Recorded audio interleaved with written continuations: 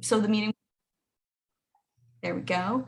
The meeting will be recorded and posted to our website, and then we'll also send out an email to everyone later next week with the video recording and all of the information that we're going to share with you tonight. So sit back, relax, and have a great time. And thanks for being here. We can get started with some introductions. I'll start them off. My name is Ivy Klee. I'm Kane County's Resource Management Coordinator. I do sustainability and stormwater management programming and initiatives for Kane County. I'll pass it off to my colleague, Claire. Hi, yeah, excuse me. My name is Claire Ryan. I am the relatively new recycling coordinator in the county. I just started in January, and the name of the game for my program is keeping material out of landfills. Yay. Hey, Jim, you want to introduce yourself and then start us off? You're on mute, Jim, by the way. Jim Kleinwachter, the Conservation at Home Program Manager, and Jessica and I can help you implement some of the things we're going to talk about tonight. So where we're trying to begin this is to introduce the idea that we can all do something a little bit better for our yards than we have been doing. And typically I get the question, well, where would I start? How would I do this? I don't know where to go. People have the idea that putting ChemLawn on their grass is not the best thing, but what else would I do? So we're going to address that tonight. Let's see if we can get this going now. Our main office is in Naperville at the McDonald Farm, and everybody's welcome to come out and visit. We have another office where Jessica's located at the Dixon Merst Farm in Montgomery. And the one in Naperville dates back to the 1870s, and we've added all this what they call green infrastructure. So wind turbines, solar panels, rainwater harvesting, rain barrels, rain gardens, you name it, we've put it in there. And it's a really nice place to see all summer long.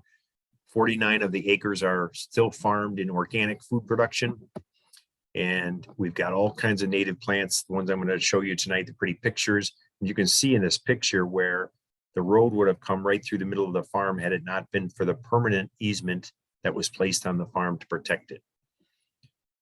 And why I'm here is bringing the information to people that if we want Kane County to be nice, we have to think about private property. 95% of the state is owned privately. So the forest reserves do a great job, but they can't cover the largest part of our county. And if you think you're listening to a nature guide tonight, you know, in this book by Stephen Kellert, none of us are going to be healthy or satisfied or fulfilled if we live apart from the environment which we evolved in. And here I'm guiding my son to his first big muskie or hiking the Appalachian Trail. We came from the outdoors. We love being outdoors. And we have to keep thinking about that when we are working our yard. Why don't we have a little bit of nature come to us? And that's what I do with the Conservation at Home program, is show the benefits of eco-friendly and how pretty it can be. I teach at College DuPage and other places, showing people how we can implement the native into a landscape and still keep the beauty and aesthetics. With this couple, they live in Wayne, and they had me come out and identify the trees in their property. They have a large piece of property, and they said, "What is this?" And I said, "That's invasive buckthorn." And how about this one? That's Asian honeysuckle. And they said, "Well, what do we do with those?" And I said, "Cut them down." And they said, "You're talking about 80% of our trees." And I said, "That's right." Well, about a year later, they called me and they said, "We're done." And I said, "What do you mean you're done?" And she goes, "Doug bought a helmet with a light on it and a special saw on a stick. And he was out there cutting until all hours of the night. And I had to call him in to eat supper, and he just kept cutting away." And I said, it's just beautiful. You see how open it is now? And there's trillium and bloodroot and all kinds of ephemeral wildflowers popping up in there. They earned their Conservation at Home sign. And I said, "Now, Carol, what you need is some bluebird houses." And she said, "Jim, I've been here for 17 years. I've never had a bluebird here." And just then, here he comes, flies right past us, lands on their horse fence. And she said, "Did you have that bluebird in your car?" And the idea is that there were no bluebirds there because she didn't have the right habitat. They like open savanna. And when I saw the open savanna, I thought this is perfect for bluebirds. And now they have nesting bluebirds on the property. So when I'm talking to people, it's not crazy things. It's very simple. Let's deal with your water. Let's get the property working naturally. We'll attract more birds and butterflies. We're going to use less chemicals, maybe have less grass, build your soil better, and more oaks and diverse trees across the landscape instead of the same old thing. So it makes sense that we are drawn to nature. We're animals, and we use animals. You know, we were just talking about the puppy I have. Everybody is drawn to animals, and we love being out in our yards. We love growing. You know, if you're part of a garden club, or, you know, we use a lot of plants in our homes for decorative purposes too. They use plants for medicines.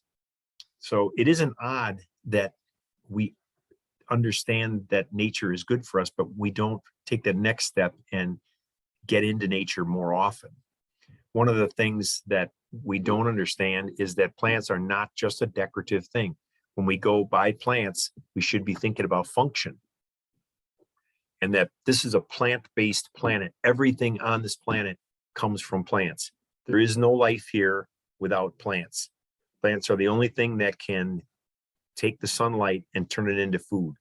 So every single food chain that you would possibly see starts with plants.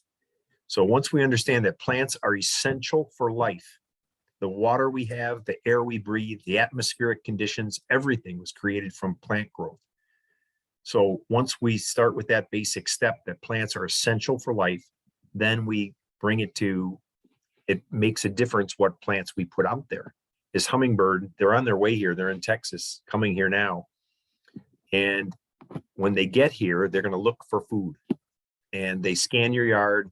Oops, nothing here for me. And if you don't have a lot of hummingbirds, it's because we haven't planted things for them in our yards. Same thing, monarchs are on their way. All of the birds I'll talk about later, they're all coming back here for the summer. And have we addressed that as we want to invite them to our yard? So part of the thing that we don't understand, evolution in the plant world, is every bit as strong or more stronger than what you see in the animal world. So in the case of animals, we understand that a turtle carries its shell around with it for protection. And a giraffe has this goofy long neck to eat the acacia leaves. And a coyote can run fast to catch the rabbit. We understand evolution, but we don't see it in these plants. These plants are going deeper than an oak tree, and they're creating soil. All the rich soil we had was created in the prairie. It didn't get carried here by a glacier. So these plants are doing things. We just don't see it and appreciate it very much. Look at the beautiful plants. The way for me to sell the plants was to show you how nice they look. And you're invested in Illinois right now. You work here, you live here, your house is here, your kids and grandchildren, whoever, all of your family or a portion of your life is being spent in Illinois right now. So let's embrace the plants of Illinois. If you move to Arizona, we'd be talking about cactus, but this is the prairie state. So I try to show people how it would look if we started using the plants that belong here.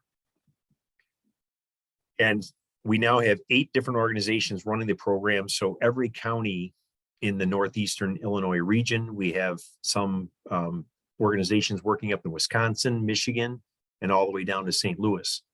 So we have over 3,000 homeowners that are participating and doing these type of habitat improvements. This is one in Glen Ellen where they don't have any grass in the front yard. Now, I don't expect you to go this far, but understanding some people are going all the way and some are going part way, and it's all good because we're trying to do something a little bit better. But there's certain tricks like these clumpings. I'll talk about this plant in a little while. This is milkweed. It's not the traditional milkweed that you see, the common milkweed. This is called butterfly milkweed, and it's short. But by clumping the plants and making it look organized and structured, we get a much better curb appeal. We also do these programs for work properties. So I can work with your homeowners association, hospitals, garden centers, arboretum, you name it, we can work the programs there. There's over 180 different companies that are implementing conservation practices. And there is benefit for us to do this. So it's not just for the bees. For example, here we have Monarda planted, which is bee balm. It's planted by this pear tree, and the pollinators that are using the Monarda every day then are there to pollinate the fruit trees. So it makes our trees better. It makes our vegetables, our tomato plants and green peppers and zucchini, all these flowering plants we have in the garden that need pollination. If we have the flowers nearby, they're going to increase productivity of our garden species. We work with park districts to bring more conservation practices to the park districts and have natural areas in the parks. We're not playing baseball and soccer anymore at people our age. So let's have land that we can have that's going to be beautiful and natural and functioning. And this site, there was a ditch here, just a mud hole, and it was difficult for them to mow through it. And we turned it into what we call now, no more ditch, it's a bioswale. And the little bunnies can hide in here. There's habitat for birds and butterflies, and the park district mows less. So it's a win-win situation to take this lowland that wasn't useful and create habitat there. My granddaughter and daughter-in-law found this milkweed plant growing out of a crack in the sidewalk in downtown Chicago. And you can see the little monarch caterpillar here. And they were amazed by it. My granddaughter just flinched as they put the caterpillar on her hand and it crawled. So I went and got a container and I captured 2 monarch larvae and some milkweed leaves, and I gave it to them. And when I gave it to them, they said, "Thank you so much for the 3 caterpillars." Well, between the time I gave it to them, another one hatched off of the leaf. So there were 3, and they got to be named Cocoa, Banana, and Super. And, you know, I know it's going to shock my granddaughter, but to have my daughter-in-law, who's an engineer, just blown away that this green and white and black striped caterpillar pops out orange. Like, how can that happen? How can it go orange? How can it turn into a green chrysalis with a gold band around it? And then presto changeo, out comes orange with black stripes on it and a completely different structure than went into this little cocoon. And they now they own a piece of property, and we planted milkweed because they want to be part of this whole thing. So I think it was a life-changing experience for my daughter-in-law, just to understand that little monarch is going to fly to Mexico. It's just hard to believe all of the nature that can happen right around us if we give it a place to live. Here's the milkweed. So very beautiful, and we don't use it enough. It's only about 18 inches high. It attracts the monarchs, very showy. So you're used to the common milkweed that gets 5 feet tall and falls over. That might be fine for the backyard, but not too many people are going to put that in the front yard. This one's front yard pretty. So what I do is solve problems. And whether it's water, bad soil, more birds, how do we make our landscapes more sustainable? And again, this was a prairie. Everywhere we are, woods or prairie for thousands of years, and going back in that direction is going to make things work better. And these people that tell me they have a brown thumb, I can't grow anything. Well, try growing the thing that is right for here, and it makes it much easier to grow. So I went back to this picture on the left. the homeowner said, come back and look where the lake is. Well, when I got back there, this is what I saw. And she said, well, obviously it's not a lake now, but all May it was a lake. And I said, well, this is hard compacted clay. It's horrible clay that's going to hold water, like a bowl in the kitchen holds water. And the way to combat that would be to put in plants that are going to absorb that water and break up that clay. We had rich topsoil. If you live in a subdivision, they've scraped a lot of this topsoil off and you have compacted clay and stone.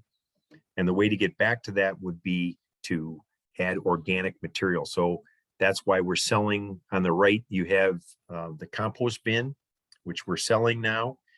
And you take all your grass clippings, your kitchen scraps, and put them in this compost bin, and we can create a place for all those leaves to break down and turn into rich organic material that we can put back in the soil like it's supposed to be. Birds are an easy thing for me to sell. The top right and bottom left are both invasive species, and these aren't the birds that you want, yet they were 50% of the recent bird count. These are the birds you want. And look at the beautiful native birds. They all eat bugs. So this grouping will come for a snack in this wintertime if you put out seeds. The hummingbirds are coming back. That feeder we put out for the hummingbird is sugar water. And it's similar to me drinking a Pepsi. It might give me a little boost, but it's not sustainable. What they eat are bugs. This grouping only eats bugs. So the little wren that we want to come, we put up a wren house for this little guy. And we know he doesn't come to the bird feeder. 100% bugs. Bluebird, 100% bugs. These all eat bugs. All the birds in the state, every bird eats bugs, even the bald eagle. They get the protein source they need from bugs. Now, some of these birds will switch off, like the cedar waxwing here. If you have a serviceberry, a viburnum, chokeberry, native shrub, they will switch off and enjoy the berries in the late summer. Same thing with orioles and tanagers, indigo buntings. The rest of these are strictly eating bugs, and the bugs are on the plants from Illinois, and the birds come for the bugs. So all these birds have flown south for the winter. They have to find bugs down there.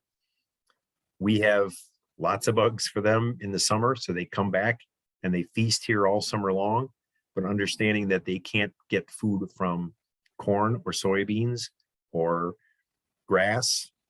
And what are we doing for them? We can grow things that they would eat. There's some seeds we could grow and flowers that they can utilize. And the same thing, besides the birds, it's the same thing going on with butterflies. They're the poster child. Everybody loves butterflies. If I make a butterfly garden, everybody's happy. Nobody wants to talk about snakes or bees or skunks or that ugly gray possum. But we all want to create better habitat. And I just do it under the guise of we make a butterfly garden. And it's pretty simple things. All of these things need food and water and a place to have their young. If we do a check, just Google where it came from, and you'll find out if it's a showy plant or if it's functioning. In the house, we wouldn't think of having all decorative things. You want a microwave and a stove and a refrigerator. You need function. But when we step out of the house, we don't think about function anymore. So if you want to know, like lilacs are nice, but they don't have bees on them. And roses might be your favorite thing, but they're not going to be supporting wildlife from Illinois. So just look at what it is and understand that if we have all traditional landscape, we won't have function. This is my plant of the year this year that I'm trying to talk people out of. That on the right, this picture I took today, they're bright yellow, green, yellowish green, popping up now. They're the ditch lilies, and they'll turn into these orange plants. You see them along the roadsides. Many states have them as invasive species. They do nothing for wildlife, and they take up a lot of space in yards that many times it's in the shade. They don't even bloom well. And this is something we could easily get rid of and put something better there. Speaking of something better, we got called from this landowner and they were saying, can you do anything with this? Well, I kind of rubbed my hands together because this is just ugly. And if I can fix this, then I become a hero. And we put a path. We want people to go into the prairie. We want them to see it, touch it, smell it, and really appreciate it. How would you implement this if you just had a house? Well, that's what happened here. They called and they said, well, we have no birds, we have no butterflies, we're just mowing the lawn. The water comes out of the downspout, it floods over on the sidewalk, causes wet shoes in the summer and ice in the winter. We have to put salt down to kill the ice or break the ice up. It kills the grass. We have no function here. And water's going to run down to the lowest point. It's not rocket science. So the sidewalk is lower, the water runs to the sidewalk. And watch these big arborvitae now as we transform this yard. Look at that beautiful brickwork that now is being shown. We lowered the area from the downspout over, and the downspout on this corner and this one both drain to the center here. The sidewalk is no longer lower, and that water doesn't come over on the sidewalk anymore. We've created a defined edge here with grass, and we've planted plants in here that are going to attract birds and butterflies. They're mowing less, and it's a win-win situation for the curb appeal. Been doing the wrong things with our ponds, and the geese are the reason that they're here. Is they can sit on this short grass and watch coyotes come from far away. They're fat, they're lazy, they want to walk into the water and be able to walk out. And this is not a nice place for people either. I don't want to put a blanket down and have a picnic with my kids. It's assuming it's been sprayed with chemical, because I don't see even one weed. And there's erosion in the shoreline. We've got the goose poop that's going to be across here. Why are we doing this? This is another thing that, you know, the erosion and the dirt that's washing into our river systems. And this is what we could have the natural way. Geese are gone. They're terrified of walking through habitat that could hide a dog or a coyote or a fox. Instead, you're going to have a heron or an egret, and you're going to have frogs. And this is a much better place to fish if you wanted to fish. And will these homeowners appreciate this? It doesn't look like this today, unfortunately, but understanding that the natural habitat that was here before the houses were built was like this, a diverse habitat that had many places for a variety of different critters to live. We've been doing the wrong thing with our lawns. We buy a $50 bag of Scott's fertilizer, heavy nitrogen. We're pouring it on our grass. It's washing off the grass. Grass doesn't even need that anywhere near that high nitrogen, which grows the blade of grass high. And that's not what you want anyway. You want healthy. Healthy would not be blade growth that you have to mow twice a week. It would be deep root structure and the solid growth across the parts of the yard we are going to keep as grass. And we're covering the United States with grass. Every state other than these mountain states here is grass is the #1 covering. And it has zero value for wildlife. $40 billion we spent last year on grass care, 20 million acres of an unproductive surface that's biologically dead, doesn't support anything but like Japanese beetles can live in the root structure. So you look at how much money we're spending, over $500 per household. And does it make a lot of sense to you? This is right in Geneva along the river. And the left side is what we've covered the state with. And the right side, there's the milkweed and coneflowers and indigo and compass plant. And where would you be looking if you were walking here? Where are you most likely to see a bunny or a praying mantis or some butterflies? And yet, does it make sense that this is what we've chosen to use across our landscapes? This is burnt out in July, and it's looking very terrible right now. This side is in full bloom. We've been doing the wrong thing with trees. So we want diversity And oak hickories are the two best trees we can have, but adding linden and birch and hackberry and some of these other quality native trees, we're overplanting maple and honey locust. We had too many ash. We had 30% ash and they all got wiped out. We didn't learn from the elms that we had. Bradford pear is going to be listed as an invasive species pretty soon. Any of the calorie pear, the non-pear producing pear trees that don't have pears. And then there are the bad trees that we brought over in buckthorn and honeysuckle that have gone crazy in the landscape. So we need to get back to a diverse tree canopy. And in these pictures, when I go to somebody's home, if this was your yard and this is your prize white oak over here, we need to get the grass off of the tree. Grass and trees don't go well together. If the roots come up in your grass, it's the tree telling you that it can't breathe and it's not getting proper water. So the Morton Arboretum and the tree specialist would tell you that no grass under the drip line, which people are not going to go that far out. I mean, that would be your whole yard perhaps, but understanding the bigger the ring you put on the bottom, the better. All these beautiful leaves that are going to add to the organic material, they're the food for the tree. And we can't have them on our precious lawn. So we have to rake them and bag them and haul them and chew them up and whatever. Not a good thing for the tree. So I show people, what would the forest look like in its natural setting? This is woodland phlox, wild geranium. These are sedges that are grass-like, but they don't inhibit air and water flow like turf grass does. These are Virginia bluebells spread across this woodland area.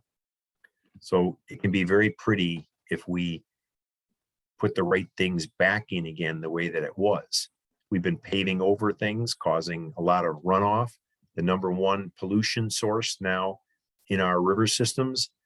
And most people in Kane County, I mean, the Fox River is right there in almost all the communities. And we're draining off polluted water into the river. So the term is called runoff, is the easy term. The technical term is called non-point source pollution. And that's the major cause of problems into the river. So how are we going to do it? We need to absorb the water in our lawns, in our grass. In this case, they are putting some chemical in the grass. We're going to assume. And little Johnny wants to play soccer or baseball here.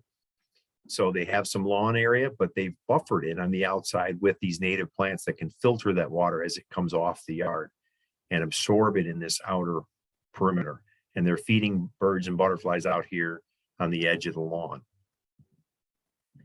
So that's what we're promoting, are these rain gardens and rain barrels to catch the rain, to absorb it into our yards, and to utilize rain as a resource instead of thinking of it as a waste product that we have to get rid of. In this picture, you may not live anywhere near the river and you say, well, I don't have any impact, I'm not near the river. But these drain heads are all connected. And in this case, the water is coming off the yard and it has to filter through all these plants. You have self-watering plants here, and then it gets filtered somewhat. In a heavy rain, it's going to get in here anyway, but it's the other side of the pipe that we don't see that is causing the problem. So we work with all the municipalities, the counties are telling homeowners the same thing, that we need to keep the water back away from the river as long as we can. And one of the ways would be these rain gardens. In this picture, I'm standing over here with my boss. We put this rubber mat that's pitched. We create a lower area here. You can see the air conditioning unit up here. These rocks behind me are going to go on this rubber mat, and they're going to slow that water down to a trickle, and we're going to create a rain garden. So it can be complicated or simple. This purple is spiderwort. This is Penstemon digitalis, the same digitalis heart medicine that they use for heart patients. You can't see the air conditioning units anymore. These are viburnums that are planted that the birds love the berries on. And we had a little friend pop up here. This is a yucca, the native yucca. Rattlesnake master is its name. Prairie dropseed is around the top. These clumping native plants out here. They like it dry. So does the yucca. And down in the watery areas, they have plants that like the water. So that's what we're trying to do with the Conservation at Home program. We've got it set up so we can come and help you at your yard if you need it. We have materials that you can get online on our websites if you just want plant lists. We have it all the way down to, this is the swallowtail butterfly. I can tell you on our websites and on the programs we have, you can build a garden just for that one or just for a monarch. We have it down to that science. So with that, I will take questions, and here's the information. You can reach me. Email is great. If you want to have a yard visit, Jessica and I can handle those for you. And if you don't have time to get your question in today, you can always ask me, or the people watching it later, you can always email me or call and reach me to answer other questions. So I see there are some questions. Jessica, do you want to sort through them? I was going to say, Jim, we did get one question. If you want to answer that before we move on to Claire's presentation. We have a message from Christine Johns, and Jessica did answer this a little bit in the chat. So the question is, Christina's tried growing cardinal flowers and other of the plants that you mentioned, but they don't survive in her yard. How can she change the soil? And then Jessica's recommendation was to find the right plant for the right place. Yeah, and I think cardinal flower is a good example. That one is very finicky. So if you have, if Jessica and I were to come out, we could look at your yard and see if there's a place for that. Some things, like I had showed pictures of the, this is Black-Eyed Susan here. That one is very easy to grow. Everybody can grow that one. So if you tried with the wrong plant and had little success, I think a little bit of help coaching would solve the problem. Soil is another thing, but these plants can help the soil. So I would say still plant it. Find ones that are easier to grow to start with, and then we'll go on to the other ones. But certainly using compost and using rainwater on the plants. I have a basil plant on my window that I've had for over 2 years now, because it gets nothing but rainwater. Even in the winter, I bring in a bucket of snow and it melts in the porch. And then I use rainwater on my indoor plants. So you'd be amazed what rainwater can do as opposed to the hose out in the yard.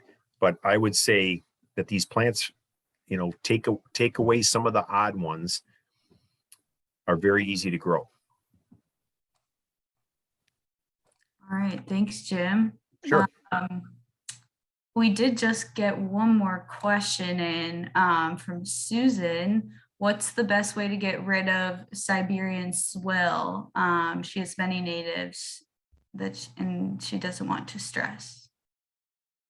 I would probably tell you not only that, but it was sort of go with a juga that gets in the lawn, creeping Charlie, a lot of different things. If you want to convert from something like grass or with the Russian squill, cover it. So create a barrier, start with a small area, maybe underneath the trees, and cover that and work your way out. Don't try to do too much at once. A lot of people are not wanting to spray chemicals. So if you don't use the chemical sprays, then the answer would be to cover it.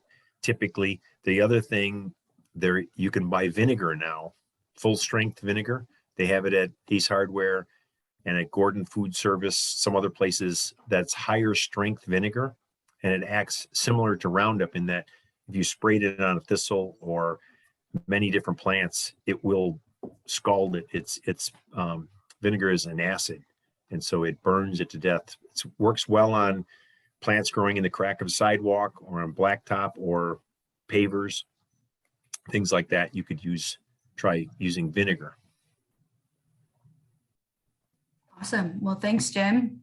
If anyone has any other questions, please feel free to put those in the chat. We'll move on to Claire's presentation next.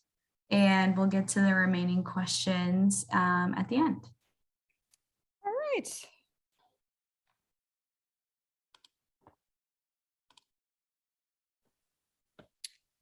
Give me 1 second here.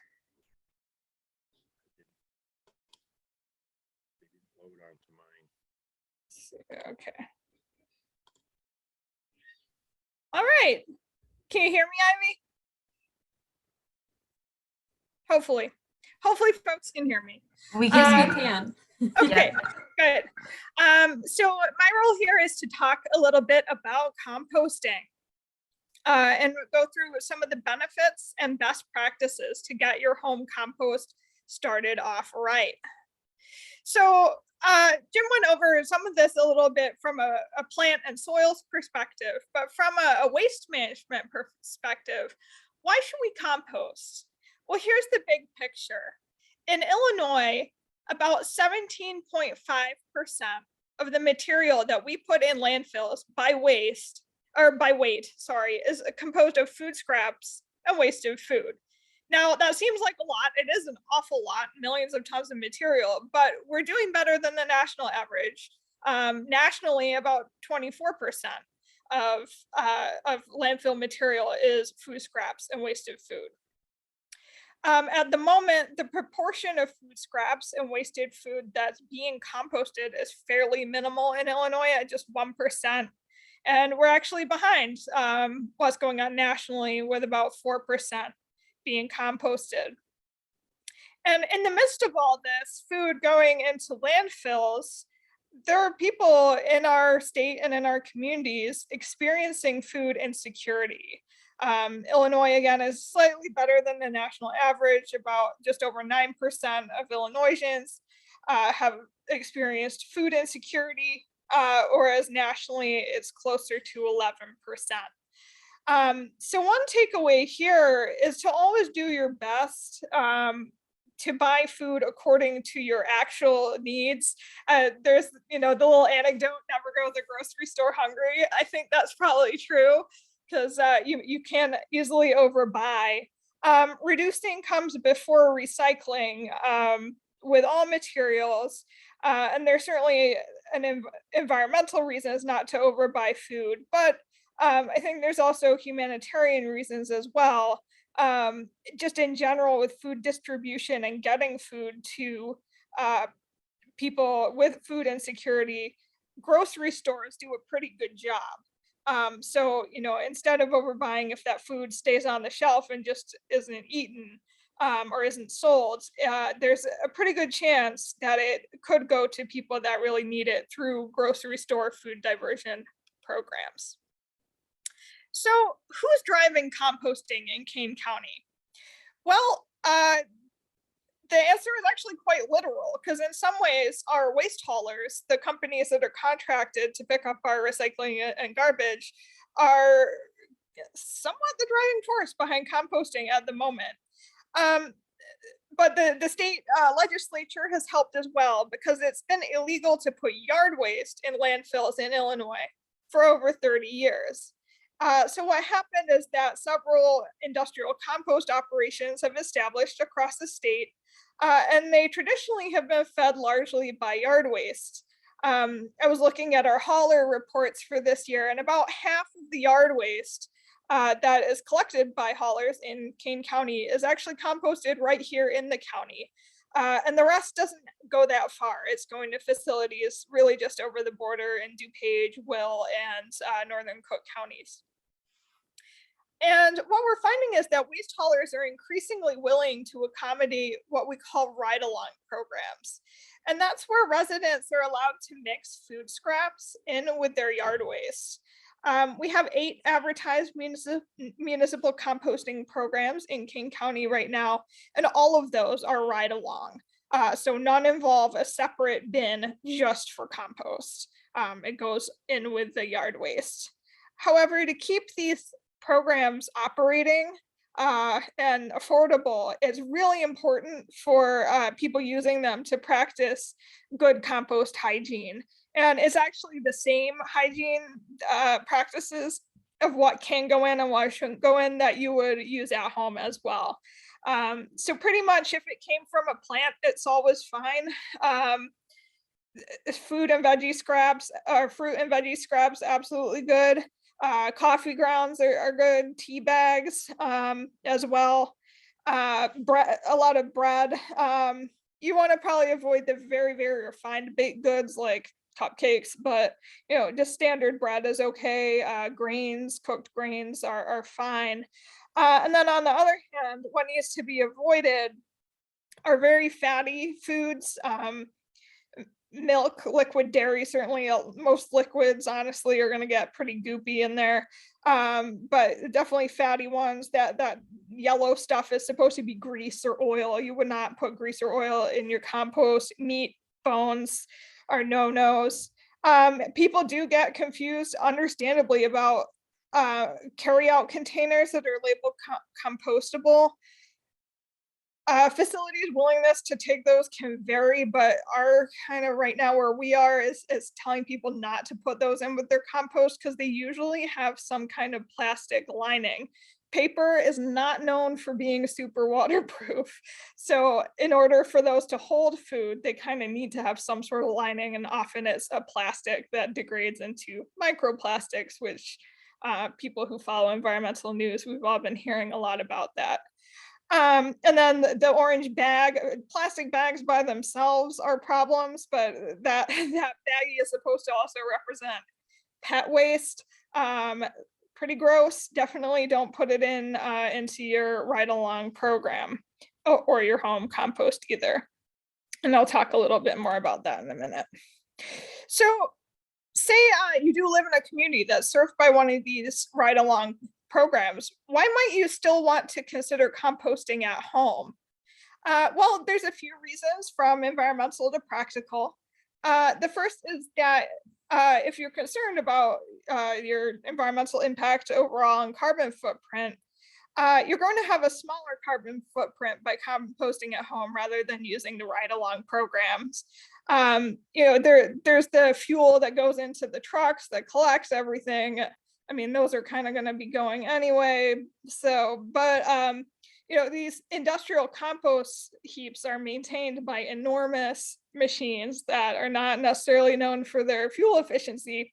And then if you think about it on the back end, if you want to get compost from one of these facilities to use in your yard, then that also has to be trucked back to you. So it just kind of adds to that footprint of what you're doing. Another advantage to composting at home is that you can collect material all year round. The ride-along programs are only running when yard waste is being collected, which typically tends to be around this time of year until usually a couple weeks before Thanksgiving. Now, your compost pile might not be doing too much in the dead of winter, but you can still add material to it, because if your household is anything like mine, you still are going to have some food scraps and waste that can go in that pile, even in the winter. And a third reason might be quality control. And this might be especially important if you plan to use the compost on a vegetable garden or something you're going to be eating. So the most common contaminants in commercial compost are plastic bags. I would say that's one of the most common contaminants in every waste stream, just about. Plastic bags, plastic, like plastic containers that aren't bags, so just bottles, that kind of thing. And then produce stickers as well. Those are also made of plastic. And glass. Now, glass is pretty inert, but it can cause a safety hazard if it's in your compost in sharp pieces.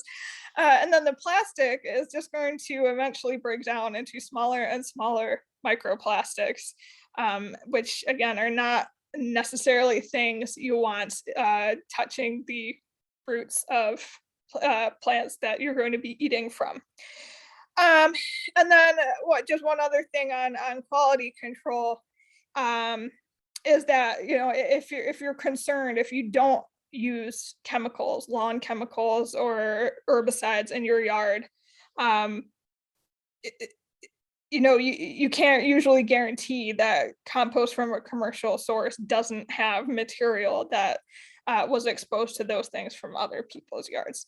So just some thoughts. I think, what went into that compost if you make it at home, and it's a good feeling and it's easily doable. So we'll talk about that next.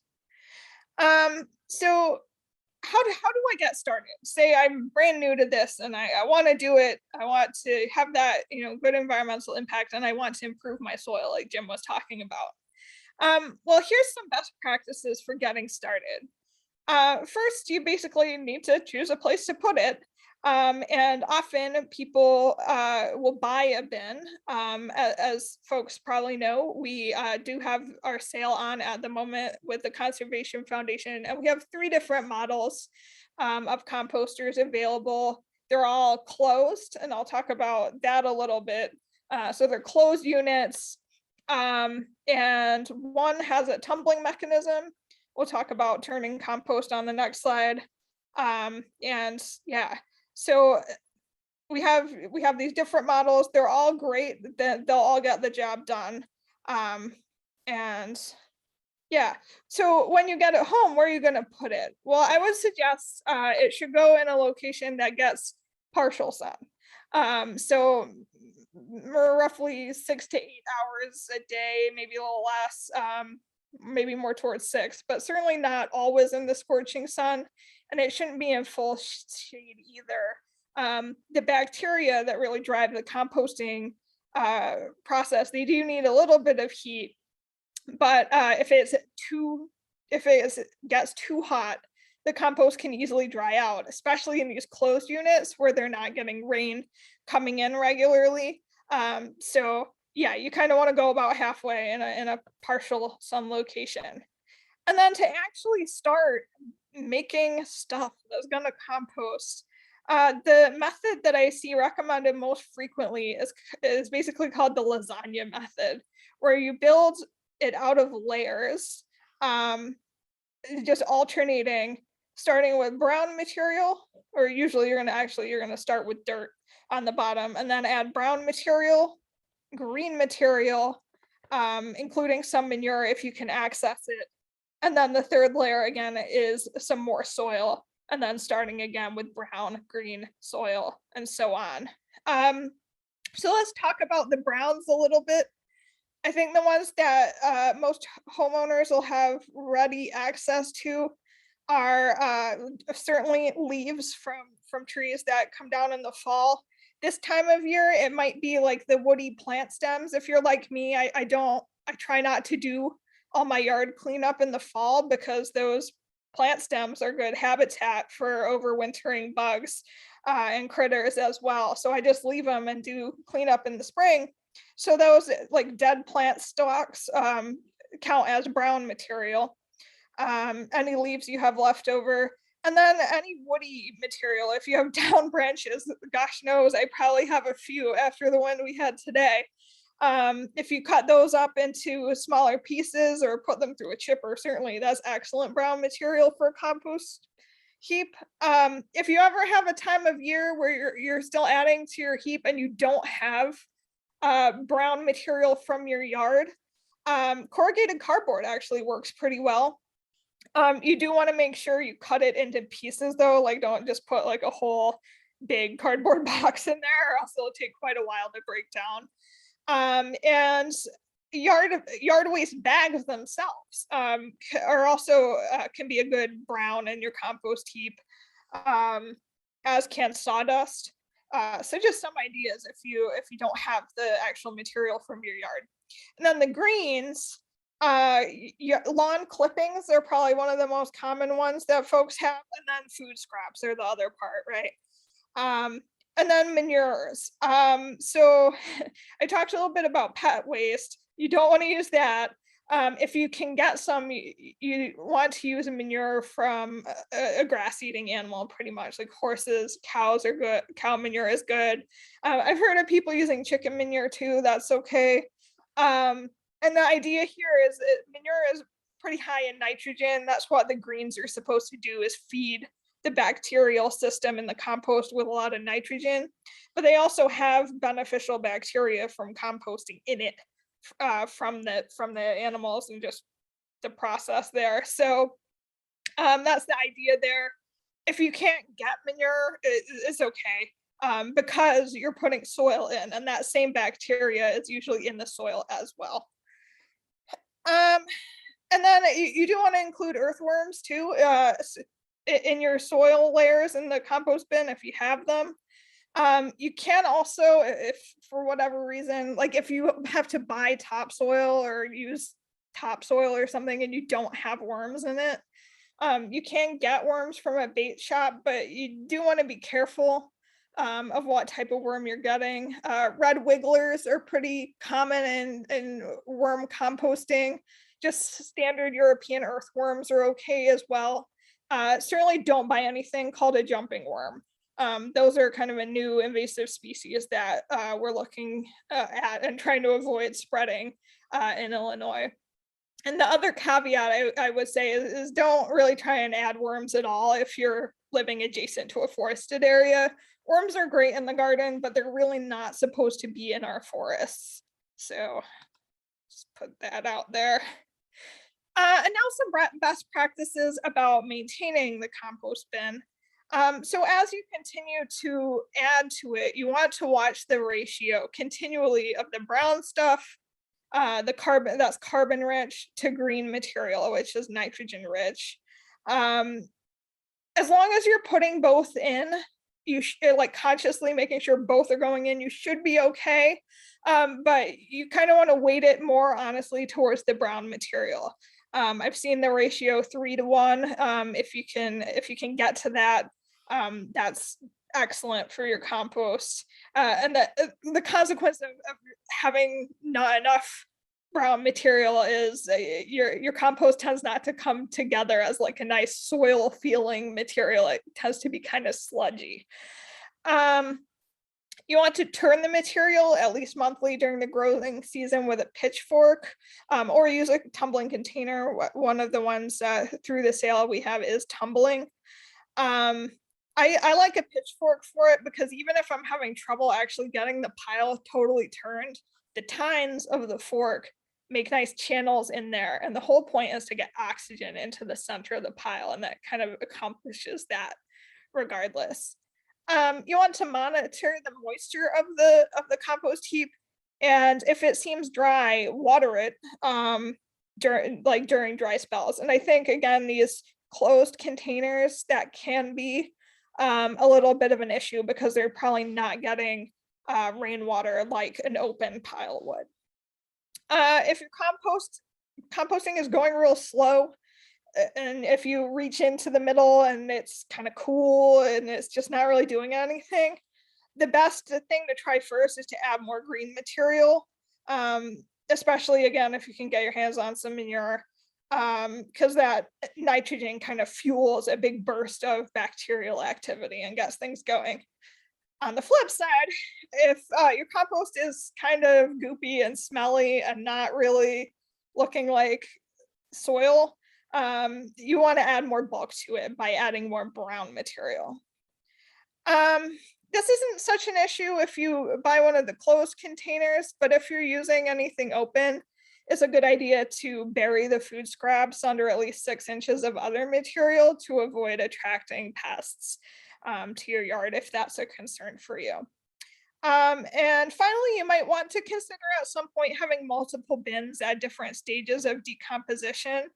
I think sometimes as well, like some of the really closed airtight containers aren't necessarily the best for finishing the compost. So I think a lot of times people use it to start compost, and then they have good luck by like pouring it out into an open pile to finish it. So that's what I have. I have like a 3-cell compost set up at my house, where I have some that's finished and some that's just starting and some that's in between. Just some resources and advocacy information if you'd like to learn more about composting. The Illinois Food Scrap Coalition is probably the primary state group really pulling together resources and advocating for more composting in Illinois. Out of that has grown the Wasted Food Action Alliance, which is really focused on the greater Chicago region. They do a little bit of compost work, but a lot of their work is focused on advocacy around wasted food and making sure that people's food needs are being met instead of this crazy system where we're throwing food in the garbage and people are going hungry. U of I Extension has a great composting page as well. Remember, all these links will be in the video if you don't have time to scribble them down. On the national level, there's a group called the Compost Research and Education Foundation. They have a great website, and that national group sponsors what we call the International Compost Awareness Week, or ICAW, which is happening first week of May. And the theme this year is Recipe for Regeneration Compost. Nice poster. And finally, EPA, US EPA has a page on composting also.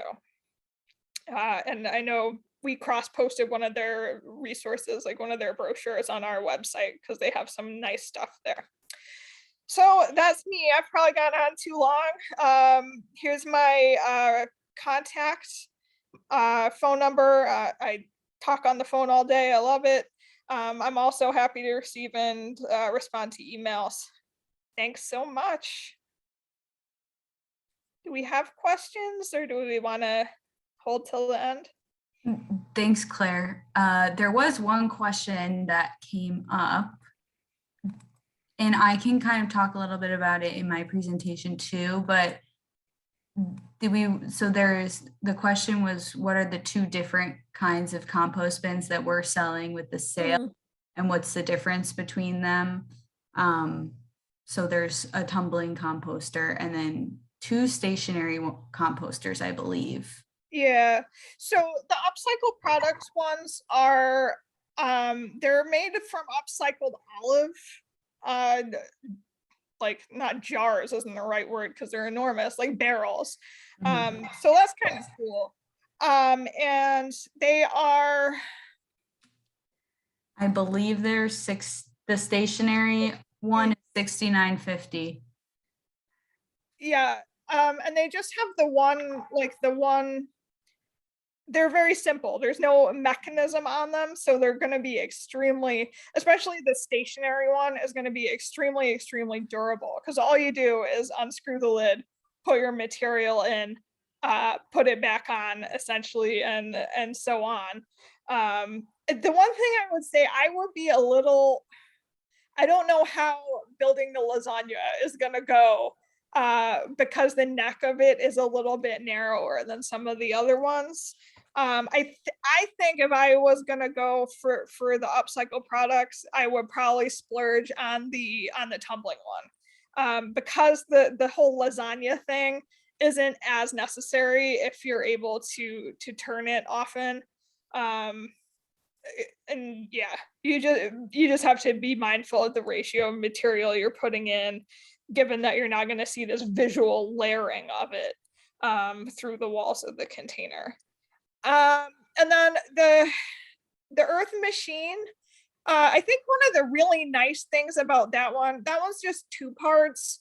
So it's not like a super complicated thing with lots of small clips. Like mine has 1 million clips and they drive me insane.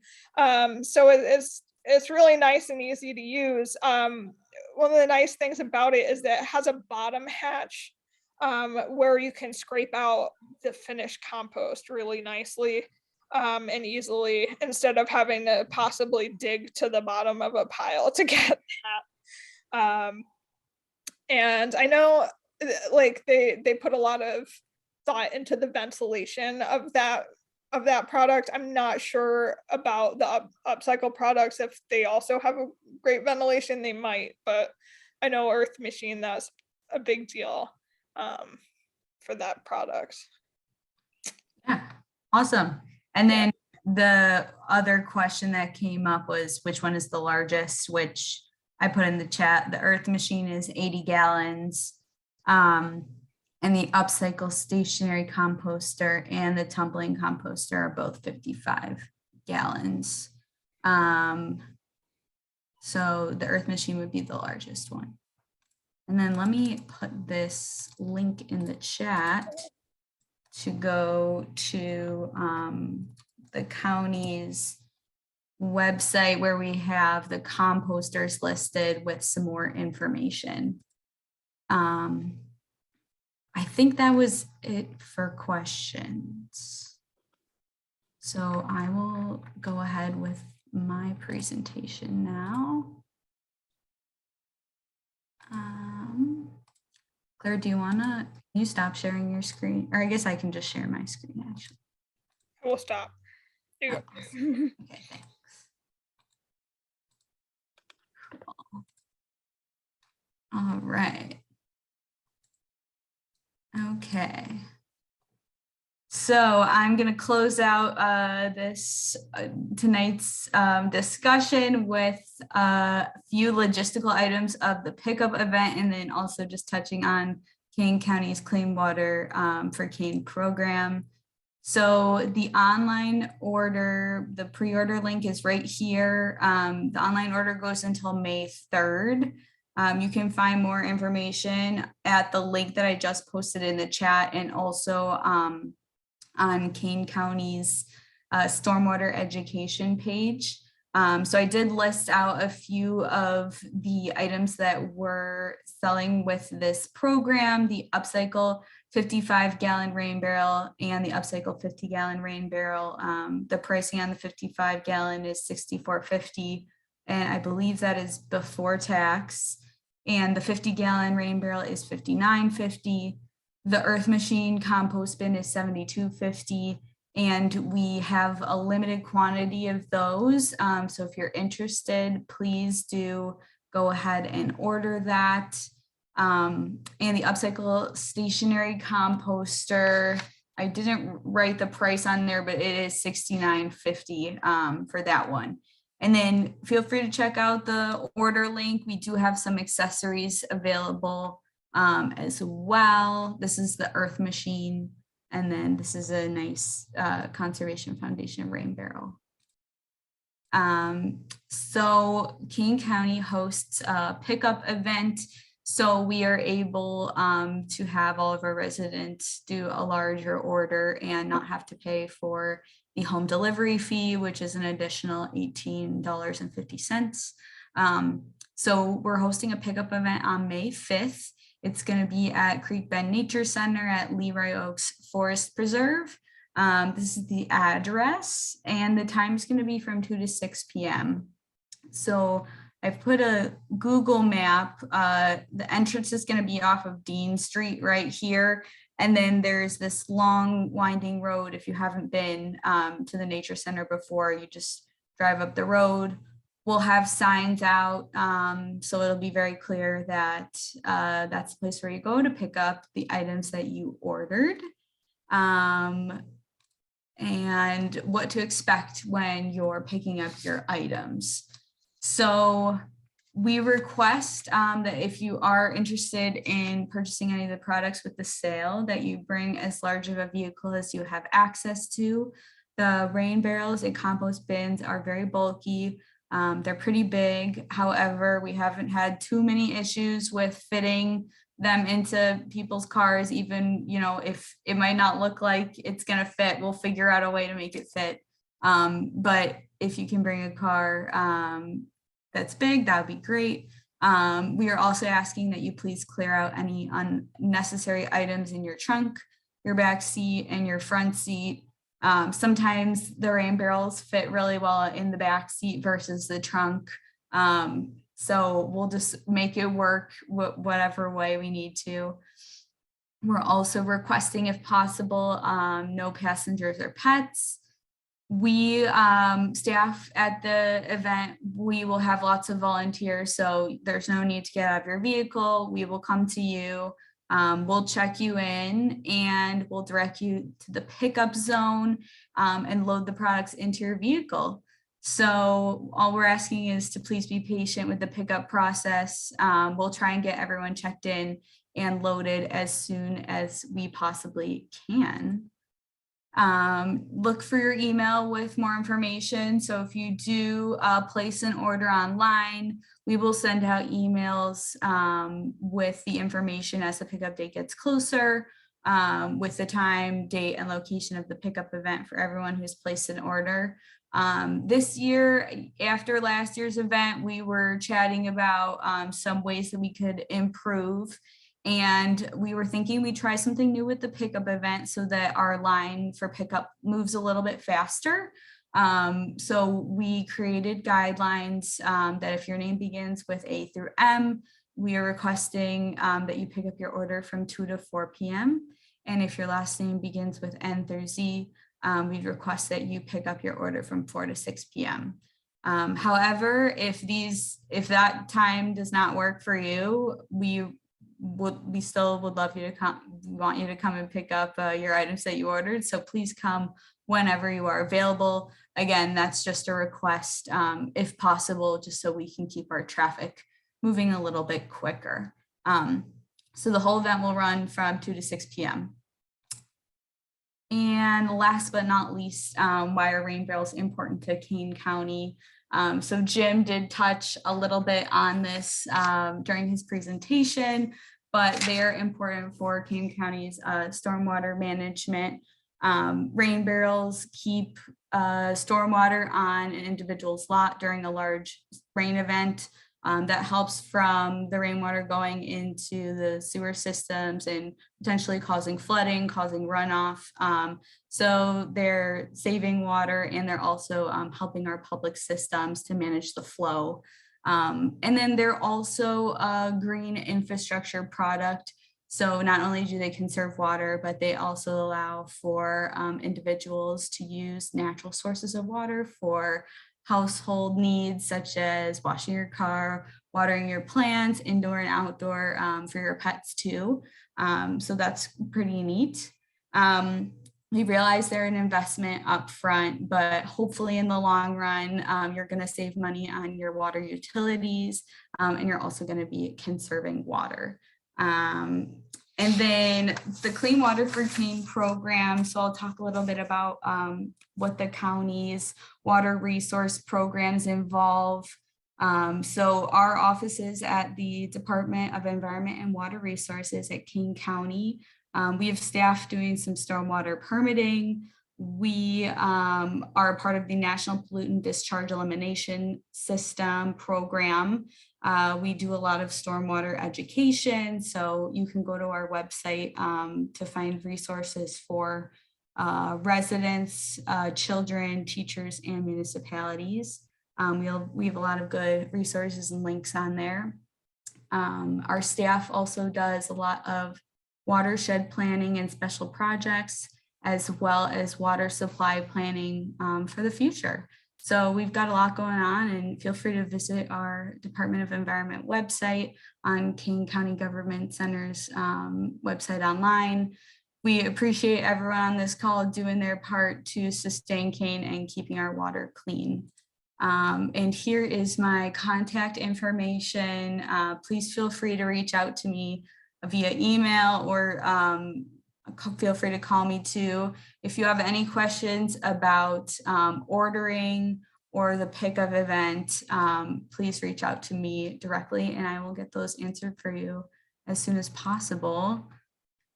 Let's check out some of the questions that we have. I mean, there was a question just about like not having received a confirmation email. Yeah, so Christine, we will have a list of everyone who's placed an order. And I apologize, Upcycle might not have been able to send out confirmation emails when the order was placed, but they have all the information, and we're going to be getting a hold of that soon, and we'll be sending out confirmation emails with your order, and then also information on the pickup event. So we'll likely be sending those out pretty soon. We'll probably send one close to close to the current date, and then we'll send another one as the pickup date gets closer, probably like a day or two before the event.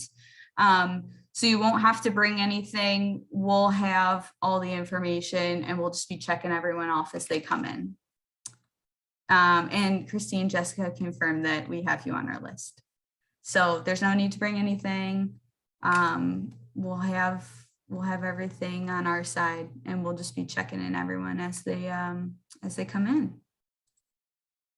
I think that might be it for the questions. If anyone else has a question, please feel free to put it in the chat. Otherwise, I know that we are a little bit past our 8 o'clock time, so we can wrap up in a couple of minutes, but we can wait and see if we have any more questions. And thank you all for being on the call tonight. We